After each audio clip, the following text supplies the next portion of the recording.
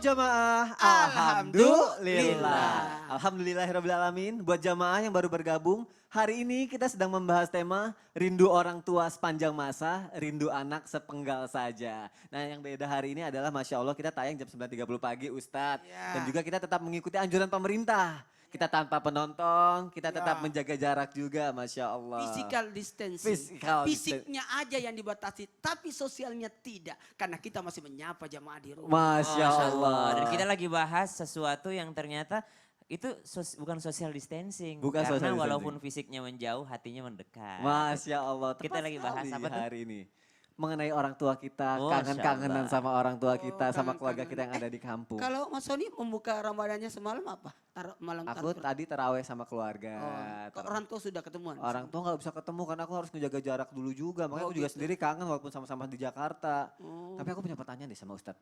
Mungkin kan aku alhamdulillah orang tua aku masih ada ya Ustadz ya. Tapi bagaimana kalau keadaan nih, kalau orang tuanya sudah meninggal dan kita kangen. Tapi kan mungkin kita wajibnya kita adalah mendoakan orang tua kita. Tapi ada lagi gak sih cara selain doa kalau kita kangen sama orang tua kita yang sudah meninggal Ustadz? Bismillahirrahmanirrahim. Allahumma salli ala sayyidina Muhammad wa ala sayyidina Muhammad. Kita jadi mulia karena menjadi umat Nabi Muhammad. Dan usus umat Nabi Muhammad diberikan keistimewaan. Yakni diberikannya bulan suci Ramadan. Yang umat-umat terdahulu tidak diberikan bulan suci Ramadan. Dan ketahuilah alhamdulillahirrahmanirrahim. Mohon maaf tanpa mendahului. Hanya sekedar memberikan hiburan. Buat yang sudah berpulang ke rahmatullah orang tuanya. Jadi saya menghibur ya. Sebenarnya orang yang meninggal orang tuanya itu makin dekat. Semakin dekat? Semakin dekat.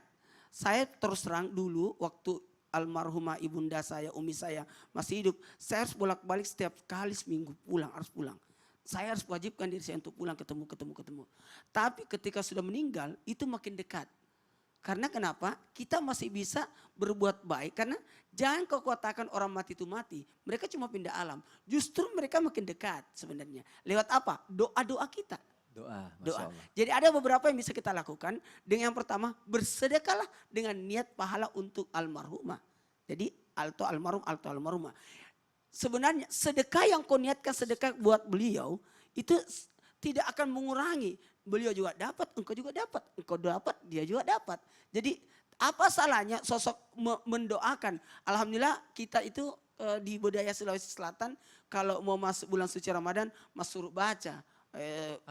Suruh baca itu ada makanan, kemudian kita baca doakan untuk dan niatkan ini makanan nih, di Sumatera sedekah arwah. Kalau saya suruh baca, jadi diniatkan ini makanan ini diniatkan pahalanya untuk pahala bersedekah makanan, pahalanya untuk almarhumah. Oh, begitu. Sama juga kemarin kan. Keluarga lagi nyekar ziarah kubur. Saya cuma bilang gini titip ya karena saya tidak bisa pulang kan untuk ziarah kubur. Jadi kita bisa mendoakan. Jadi itu sebenarnya yang berpulang ke rumah kita makin dekat itu. Jadi yang pertama selain bersedekah termasuk membacakan Al-Quran buat beliau. Entah itu kita bacakan surah Al-Fatihah lebih mudah. Ini apalagi bulan suci Ramadan kita bisa hatamkan Quran. Masya Allah. Apa salahnya kalau bulan Ramadan 4 kali hatam. Apalagi lagi di rumah aja nih saat ini ya. Di rumah aja, sehari bisa 5 juz. Masya Allah. Jadi kalau seminggu berkali-kali. Bisa 1 kali hatam kan? Iya. Kalau 4 kali minggu berarti 4 kali hatam. Apa salahnya? 1 kali itu kita niatkan untuk orang tua kita. Ini sebenarnya jadi bisa dihatamkan. Berat Ustaz hatamkan, baca Yasin. Niatkan pahalanya untuk beliau. Berat Ustaz kalau begitu baca surah Al-Fatihah. Apa salahnya kita bacakan Al-Quran buat beliau? Ini berkah sebenarnya. Jadi mohon maaf, jadi orang mati itu terputus amalnya tapi pahalanya tidak putus. Jadi yang terputus amalnya tapi pahalanya masih nyambung karena masih bisa diniatkan pahalanya untuk beliau. Dan lebih enaknya lagi akan lepas ini kekangenan ini kalau kita pergi ziarah kubur. Sebagaimana engkau mendatangi orang yang dikala hidup ketika dia sudah meninggal kau datang ziarah sama saja itu. Kau merasa perasaan aduh dia datang. Itu kan luar biasa berkahnya. Dan bisa juga menyambung silaturahmi dengan cara apa? Mana tantemu, mana ommu, mana saudara-saudara. Kok bisa sambung silaturahmi lewat itu? Sebenarnya begini, yang lagi rindu sama orang tua gampang. Coba lihat bercerminlah. Muka orang tua kita ada pada muka kita. Entah itu hidungnya, entah itu giginya, entah itu matanya, entah itu pipinya. Pasti ada kemiripannya ya. Dahulu orang tidak punya foto. Kita kan kalau sekarang rindu lihat foto. Lihat fotonya. Tapi kalau sekarang, dulu, apa yang kulihat? Tidak ada foto kan? Iya. Nah, kalau begitu bercerminlah. Dengan engkau bercermin, di situ ada wajah orang tua. Masya Allah. Jadi sebenarnya banyak hal ya ketika kita kangen gak cuma dengan doa aja. Seperti yang tadi Ustadz bilang, kita juga sedekah, kita niatkan buat bersedekah, orang tua baca kita. Quran. Baca Quran. Terus kita Ziarah samperin kubur. ziarah kubur dan sampaikan ke saudara-saudara kita samperin Iya. semuanya silaturahmi ya. Iya. Masya Allah. Jadi nggak berhubungan nggak berakhir sampai situ aja jamaah. Bukan gara-gara COVID-19 ini memutuskan silaturahmi kita. Yes. Justru sebenarnya makin akrab dengan keluarga. Akan semakin dekat. Masya Allah, jazakallah khair Ustadz Maulana. Masya Allah, sekarang saya mau nanya sama Ustadz Syam nih. Ustadz Syam, kadang nih kalau aku pribadi ya, walaupun udah berkeluarga, mama tuh masih nganggap aku kayak anak-anak aja. Oh gitu? Iya, jadi kalau ke rumah kadang masih suka disuapin. Masih gitu, aku juga, Oh itu positifnya. positif ya. Masih suka Disuapin. Makanya masih suka kayak gitu sama aku. Kalau Ustadz Syam gitu juga? Sampai sekarang? Iya. Iya. Masih juga kan? Bangunin. Dibangunin. Mama tolong bangunin jam 7 ya. Ada acara terus dibangunin. Woi bangun udah jam 8. Woi jam 8. Pasti jamnya jam 6 gitu. Ya Allah, tuh itu kan hal-hal kayak gitu kan tandanya orang tua sayang sama kita ya. Berarti Iya, benar betul. ya, orang tua tuh Betul. selalu menganggap kita anak walaupun kita sudah berkeluarga. Maksudnya Betul. menganggap anak-anak kecil Anak gitu ya. kecil. Masya Allah, tabarakallah. Dalam hal positifnya seperti itu. Tapi tidak semua bisa jadi hal positif. Karena mungkin ada sebagian anak-anak, kenapa sih saya nggak bisa mengambil keputusan sendiri? Kenapa sih dalam memilih jodoh saya harus orang tua saya memilihkan? Kenapa saya harus kuliah harus karena orang tua saya memilihkan jurusan? Ada juga orang-orang seperti itu. Dalam pekerjaannya dia nggak pernah benar. Kamu salah sih, kamu memang begitu dari kecil kamu begini. Tolong taruh ini di sana, tolong taruh ini di sana. Enggak abah lebih bagus di sini. Enggak, dibilangin kamu ngeyel ya. Padahal anaknya udah umur 30 tahun. Oh Masya Allah, ini ujian yang terberat. Dan kalau ditanyakan apakah benar seperti itu? Benar seperti itu dan ini menjadi ujian untuk kita sebagai seorang anak.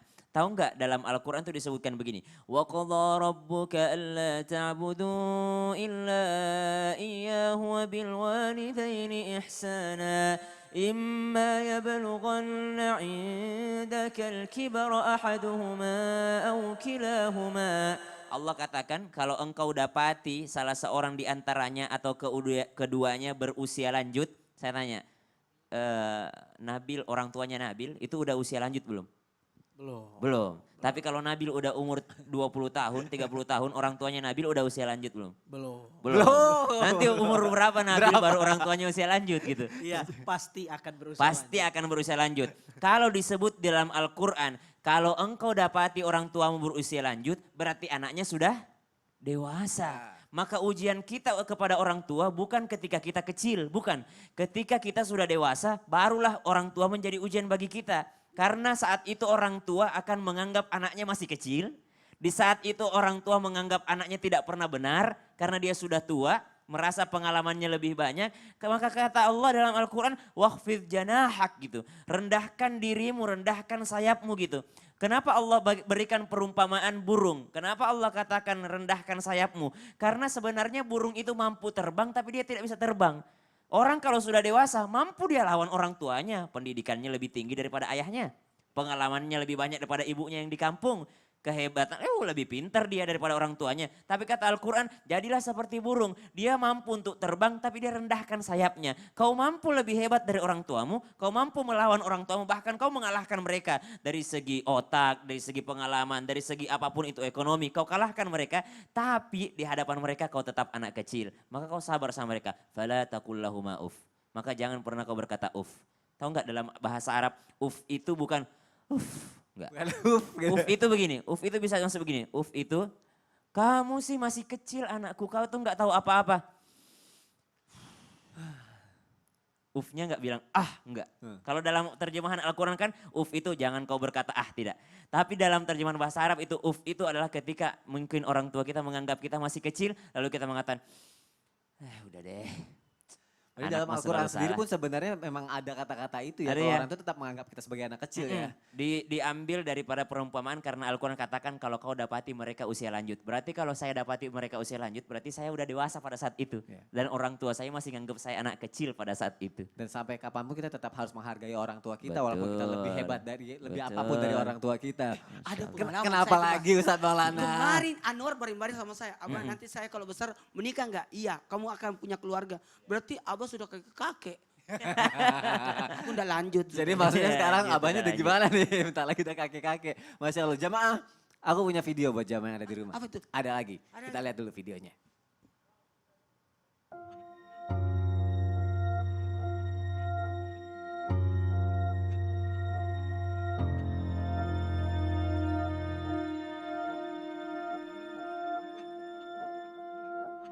Adah adalah seorang gadis berusia 17 tahun yang lahir dalam kondisi tak biasa. Sejak lahir pula, ia dirawat dan dibesarkan oleh Pak Apen, ayahnya seorang diri. Sedangkan ibunya tega meninggalkannya sejak lahir karena tak terima dengan kondisi Adah. Sejak Adah lahir, Pak Apen merawat Adah dengan penghasilan tak menentu. Ia bekerja keras membanting tulang sebagai buruh serabutan, bahkan terkadang Pak Apen tidak mendapatkan pekerjaan sama sekali dalam satu hari. Jika sudah begitu, Pak Apen hanya bisa mengandalkan bantuan dari tetangganya. Orangnya sabar dan dia juga pekerja ulet kalau bekerja di orang lain, nggak pernah minta bayaran juga, nggak pernah, itu yang penting dia kerja. Dekat kesabarannya, jadi kadang Pak Apen itu ngurusnya dua, anaknya dan ibunya.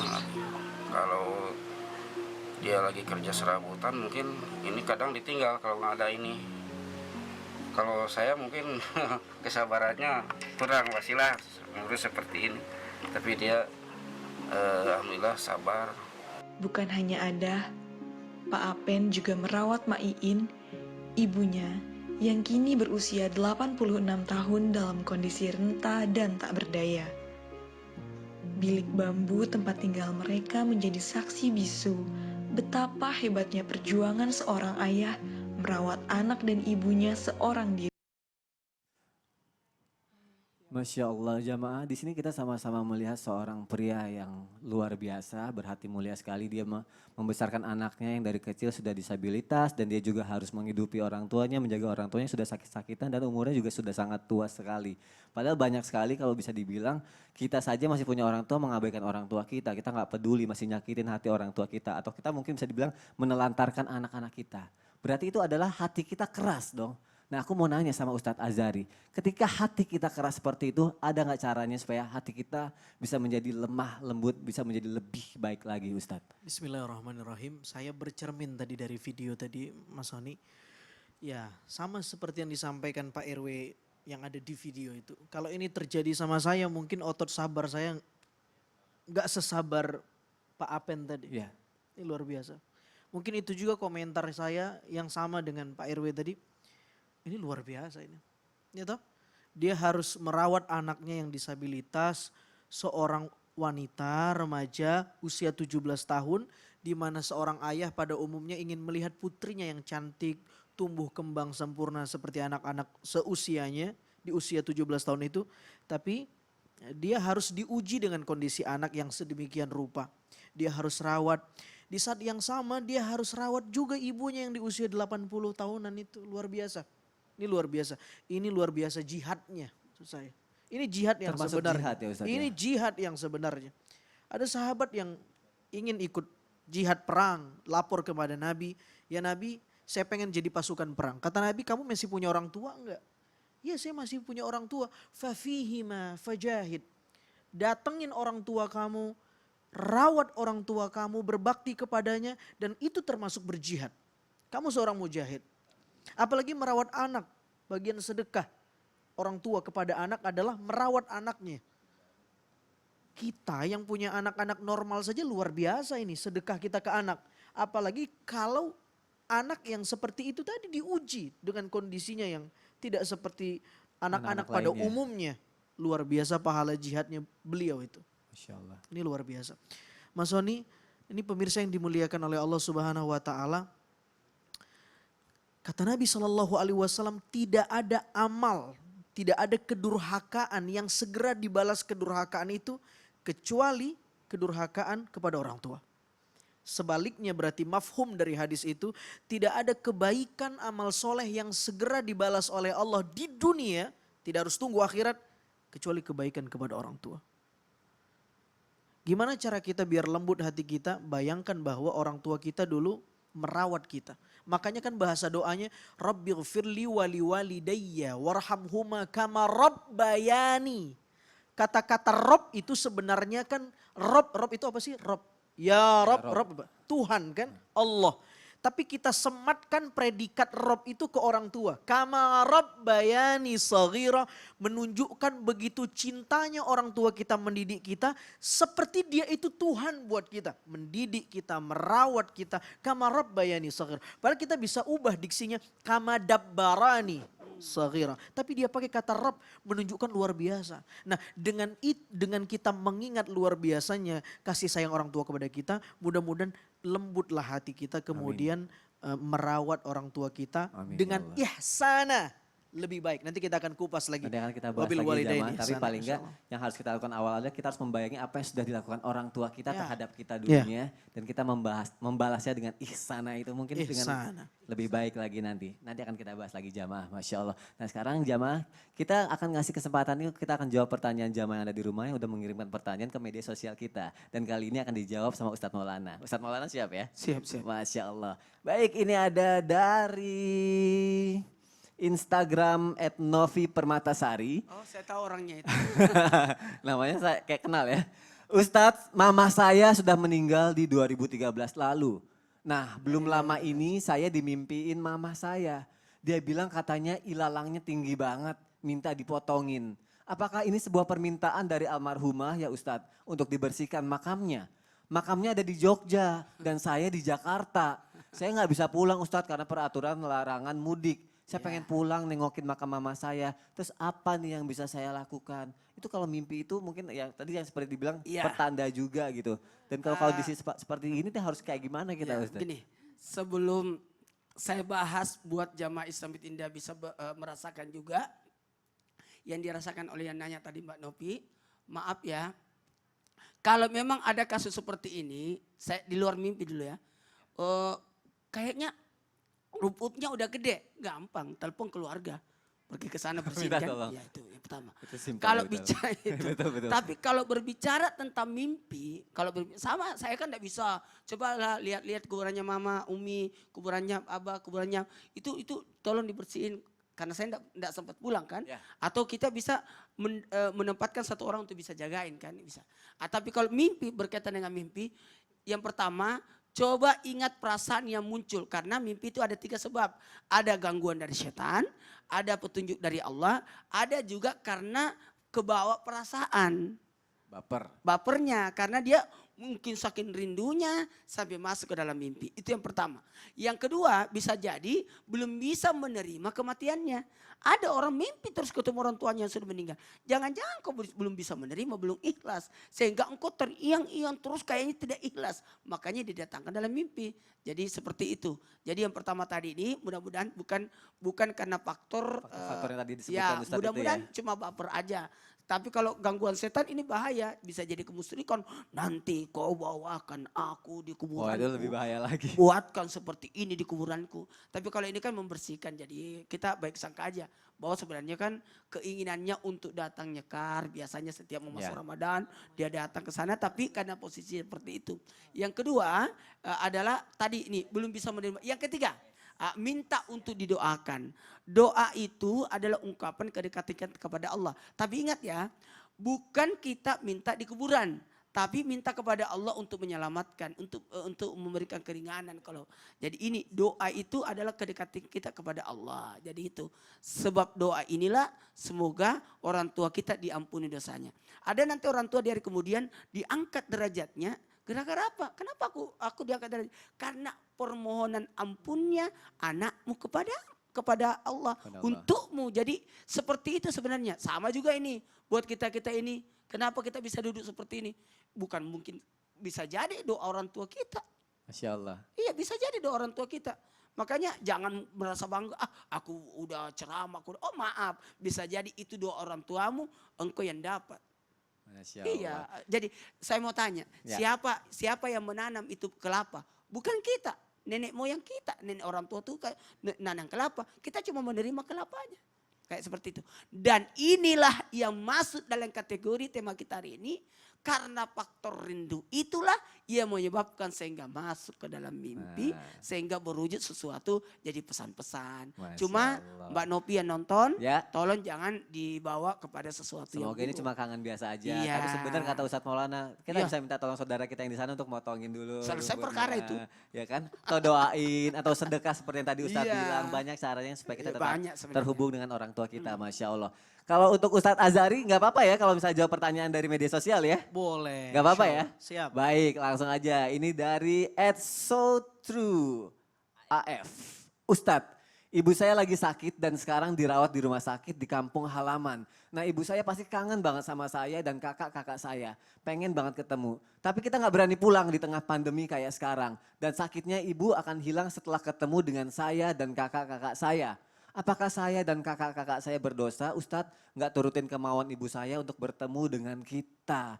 Itu dosa nggak sih Ustadz di saat orang tua kangen, tapi kita nggak bisa ketemu dengan keadaan kayak gini, kita nggak bisa ketemu, itu dosa nggak tuh kita? Saya pengen apresiasi niatnya dulu, yang pengen Apresiasi. bertemu sama orang tuanya, ya.